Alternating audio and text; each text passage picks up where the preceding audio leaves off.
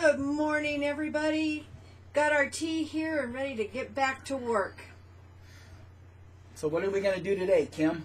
Today is another Ask the Elders. Ooh. And what's today's topic? Birthdays. This is going to be fun.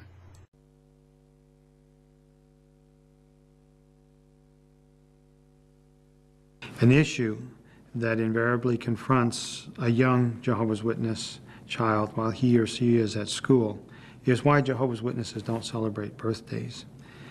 There are several reasons for this. Fundamentally, the scriptures teach us that Jehovah loves us all and that we are loved equally.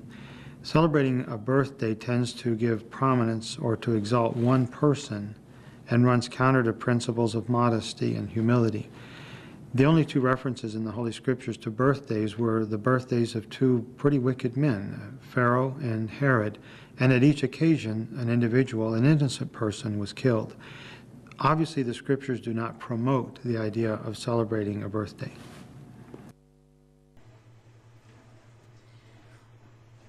This guy, I swear, his favorite phase is fundamentally, it's not in the Bible. Yeah, didn't one of the TV movies, Fundamentally Speaking, that was Jim Carrey in The Mask. Fundamentally Speaking. Oh my goodness. Birthdays apparently promote prominence. It exalts one person over the other, and it runs counter to modesty and humility.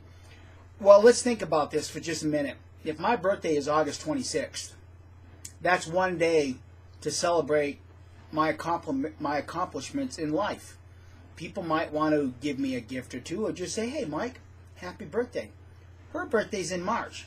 So May. Come May, yeah, right. That's what I get for not celebrating your birthdays for 42 years. Come May comes her birthday. So this one day in May celebrates her life, her accomplishments, and I may choose to give her a gift. Or not. Or not. Or a card. Or not. Our daughter's birthday is in July. We like to celebrate it and help her celebrate because of her accomplishments and because she's our daughter and we're glad that she was born and with us. Yeah. So when this idiot elder tries to downplay the accomplishments of one's life for one day a year, mind you, we all get that opportunity because we've all been born. We all have a birthday.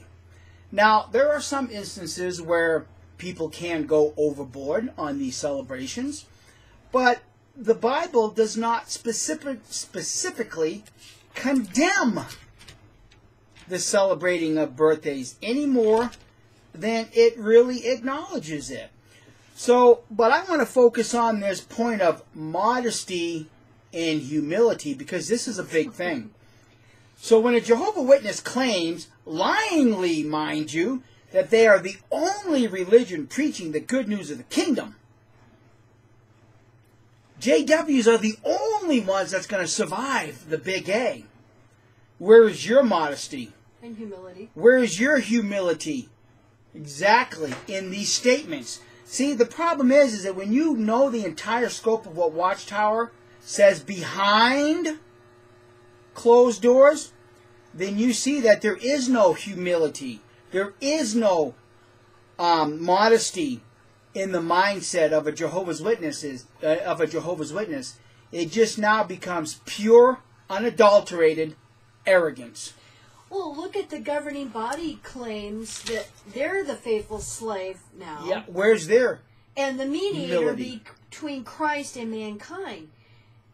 And if for you witnesses that don't believe me, go to your CD-ROM Watchtower Library, the Worldwide Piece of Security book. Yeah. Page, chapter 1, I believe it's paragraph 16. Yeah. So now let's listen to the second knucklehead elder because I'm going to do something there too. The Bible doesn't indicate that Jesus' early disciples commemorated the day of their birth. In fact, the only 2 days when birthdays were celebrated according to the Bible, bad things happened. For example, at King Herod's birthday, which is noted in the Bible, John the Baptist was beheaded certainly not a pattern for Christians to follow. Now, fundamentally, this elder didn't say anything new to what the first elder said. Just that bad things happened on these birthdays. Well, fundamentally, the Bible does record the account of angels proclaiming the birth of Christ to the shepherds in the field. Fundamentally, the Bible does show that 3 astrologers showed up bearing gifts in recognition of the birth of this King, Christ. Sounds like a birthday to me. Well, they were bearing gifts. If you read the scriptures, Jehovah's Witnesses, and do your scholarly research outside of Watchtower's perceived fundamentalism, you will see that Joseph and Mary accepted these gifts. And if it were not for these gifts, then they would not have been able to make their way to Egypt and have a life in Egypt until they returned to Nazareth. Do your research, because Joseph and Mary accepted these birthday gifts. See, despite what Watchtower says, fundamentally, Watchtower goes beyond the things that are written, because they take 2 examples of birthdays and then they read into the context. Well, see, that's a pattern that we don't want to follow. Yeah, no shit, Sherlock. Nobody today beheads anybody at a birthday party. Nobody does. So obviously you're not going to follow that pattern. My goodness. But this is a pattern that Jehovah's Witnesses do follow. You think about this, Jehovah's Witnesses. You say the only command that we are commanded in the Bible to follow is the Lord's evening meal. Hey, what followed that meal? A death? The absolute crucifixion of Christ. So here you are saying, oh, we can't celebrate birthdays because bad things happen. But yet we can commemorate the death of Christ. But yet something bad happened, didn't it, Jehovah's Witnesses? Do you see how fundamentally you don't understand what's going on? Yeah, it's true. Christ said the day of one's death is better than the day of one's birth. But that's not what Christ is talking about. He's not talking about the celebrating of birthdays.